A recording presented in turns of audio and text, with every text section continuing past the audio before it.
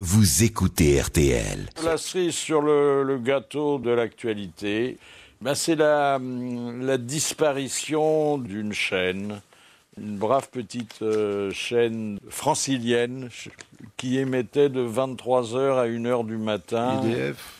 Sur un nom qui était hébergé par Canal+. Et puis avec les nouvelles chaînes de la TNT, elle a volé en éclats.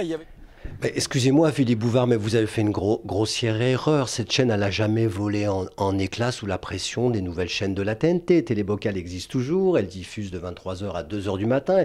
Et tous les soirs, à Paris, en région parisienne, on peut voir nos programmes. Voilà tout. Elle a volé en éclats. Il y avait quand même 250 000 personnes qui la regardaient. Oui.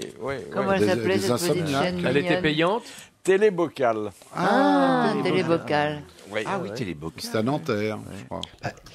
Effectivement, on émet pour 300 000 personnes, mais nous ne sommes pas à Nanterre. Donc, Télébocal est une chaîne de proximité autorisée par le CSA depuis 2008. C'est une chaîne ouverte et citoyenne qui laisse parler les gens et qui donne de la visibilité à tous les événements sociaux, culturels dans les quartiers à Paris. Donc, une vraie existence de cette chaîne, une âme même.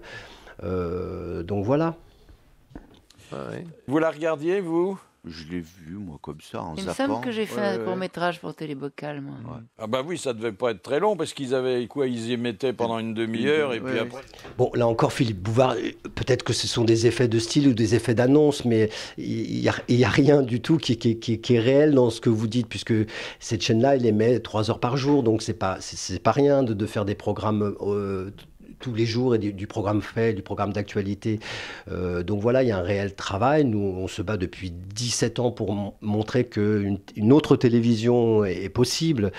Donc avec vos propos-là, je me demande si vous ne cherchiez pas à nous porter donc, le coup de grâce. Après, ils allaient se coucher. Alors, on ne sait pas qui ça gênait, sauf que, il fallait récupérer la fréquence. Voilà. Quelque part, Philippe, vous annoncez notre mort en direct, donc j'aimerais beaucoup que vous fassiez un rectificatif dans ce sens-là, afin que les auditeurs reprennent la bonne information, quoi. Le journal de 20h, Laurent Delahousse.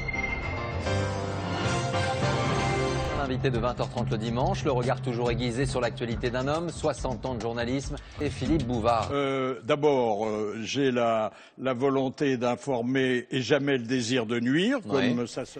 Avec tout le respect que je vous dois, Philippe Bouvard, puisque vous avez été un modèle d'espoir, même dans ma construction, moi, professionnelle. Vous avez fait jusqu'à présent un parcours sans faute, il ne faut pas commencer.